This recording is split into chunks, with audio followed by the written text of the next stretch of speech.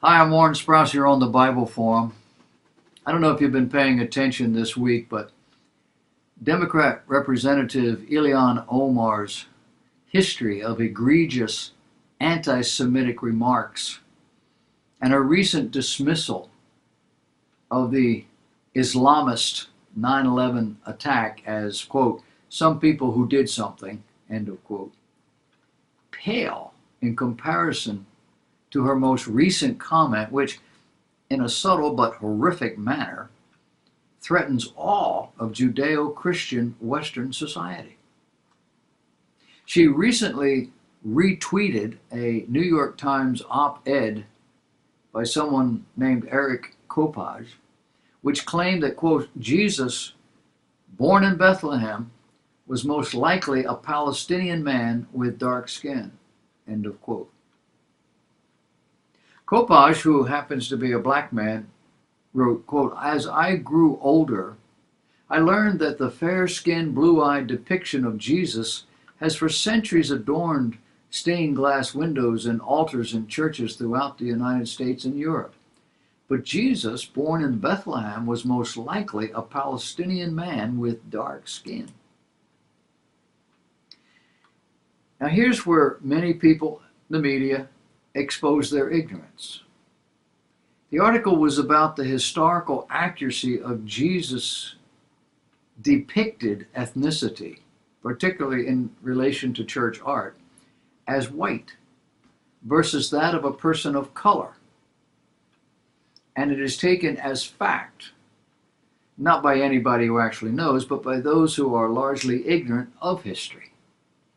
It's a pesky little thing, this history.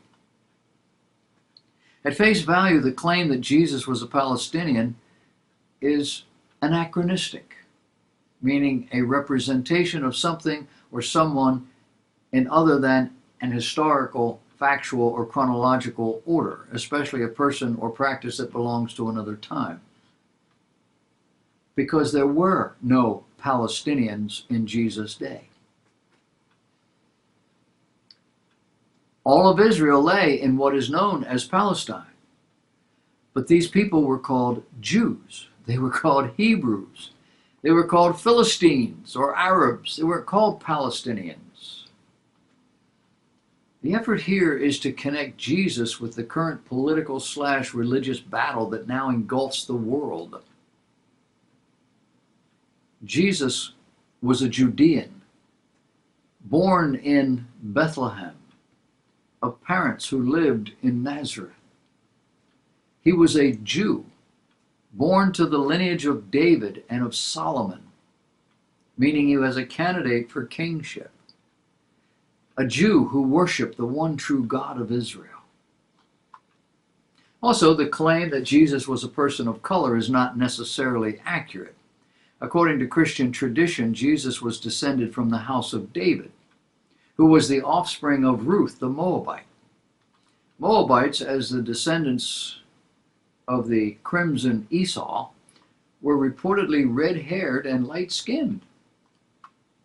Now, not all indigenous Middle Easterners or even all Palestinians are universally olive-skinned. Ahmad Tamimi, who was incarcerated for hitting an IDF soldier, was dubbed Shirley Temple for her resemblance to the child actress Shirley Temple, who had long blonde curls. At any rate, the Daily Wire straightened it all out.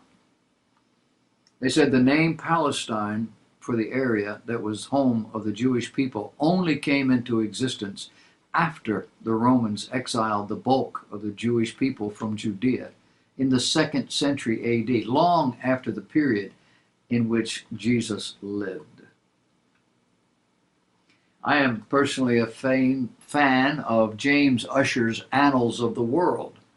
If you were to go buy the book, it's about that thick and it's about that big. I have it on my iPad. Not the condensed version. 900 pages of this thing. James Ussher's Annals of the World places the birth of Jesus about 3 BC. Hadrian, eager to erase Jewish identity to the land did something that had heretofore been unheard of for the Romans. Romans never changed the name of their provinces. He named the area Palestina after the Jews' ancient enemies, the Philistines. The Philistines had been defeated by King David in his memorable defeat of Goliath. They were again defeated by David's descendants, King Hezekiah. They eventually were completely defeated by the Assyrians and had ceased to exist long before the Jews fought with Rome. Neither can it be claimed that Jesus was ethnically Palestinian, as was pointed out in the tweet by Noah Pollock, a writer specializing in issues concerning foreign policy, Israel, and the Jewish people. He tweeted, "Crazy New York Times piece wrote, the Palestinians are indigenous to Israel. Lie is more commonly believed than I thought."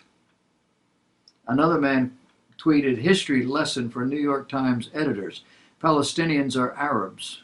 Arabs didn't conquer the area until 700 years after Jesus was crucified. Jesus was not an Arab."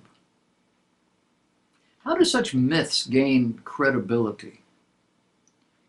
Well, pretty much like anything. The more you repeat it, the more people start to believe it, because that's all they hear. The other side doesn't see the need to step up every time somebody repeats something that's not true and straighten it out. So the unwashed, as it were, the uneducated, the uninformed, those that are not paying attention and don't care, they just kind of get tone deaf. It seems even more absurd that Ilhan Omar, who is neither a Palestinian nor a Christian, should espouse this particular theory. It could be that Jesus' Palestinian identity has been incorporated into the Democrat Party platform. Reverend William Barber II stated as much in his address to the 2016 Democrat National Committee, a speech that was described by the media as rousing and well received. Reverend Barber referred to Jesus as a brown-skinned Palestinian Jew. The truth? It's more likely this myth was conceived by Egyptians. Yasser Arafat's advisor, Hanan Ashwari, a Christian, once said in an interview to the Washington Jewish Week in February 2001 that Jesus was a Palestinian. This then became the official PLO platform, as evidenced by their frequent reference to Jesus as the first Palestinian martyr, in whose annual Christmas statement reads, quote, "Every Christmas, Palestine celebrates the birth of one of its own, Jesus." Did anybody remember George Orwell's 1984? He created in that book a world where television was everywhere, and how it was used to both corrupt and to reinterpret history.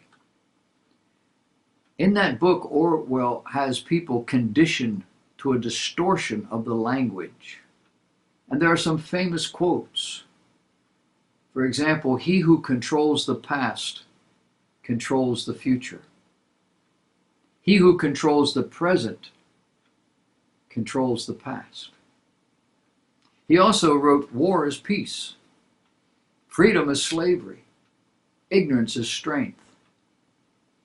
These were phrases referred to as doublethink, means of controlling people's thought life, the power of holding two contradictory beliefs in one's mind simultaneously and accepting them both equally. In those days, people thought he was out of his mind. We are now living in Orwell's world. Orthodoxy today means not thinking. Orthodoxy means not needing to think. Orthodoxy is unconsciousness. For after all, how do we know that 2 and 2 make 4? Or that the force of gravity actually works? Or that the past is unchangeable? If both the past and the external world exist only in the mind, and if the mind itself is controllable, what then? Power is not a means. Power is an end. One does not establish a dictatorship in order to safeguard a revolution. One makes the revolution in order to establish the dictatorship. The object of persecution is persecution. The object of torture is torture. The object of power is power. And in Orwell's world, television was ubiquitous. For those who are educated in the public school system, that means everywhere at the same time. Now, we have it here, on our person. And you will find people driving down the road, one hand on the steering wheel, the other hand flipping the phone. And we have created means to, we have little things we can put them in. We can set them up to run through our radio, but we can't put them down. The joke used to be of a family sitting at a table with all the children, parents as well, on their phone, and they're texting to each other. And that's true. People who work in the same office will text each other rather than speak to them. In restaurants and other places, it is just everywhere. And we're finding out that Facebook and Twitter and all of these other social media things have a way of controlling what you think, how you perceive things. They're coming under attack for it. Have you noticed? They aren't blanching. They're not running for cover. They're not saying, oh, we made a mistake. Oh, we'll fix it. No. They're continuing to do what they've always done. They just modify a little piece of it. Well, we'll set it up so just only certain age, and you'll have to do that. No. It's not going away, folks. Orwell's world is here. And it's already corrupted our perception of history. It is working its magic now on the Word of God.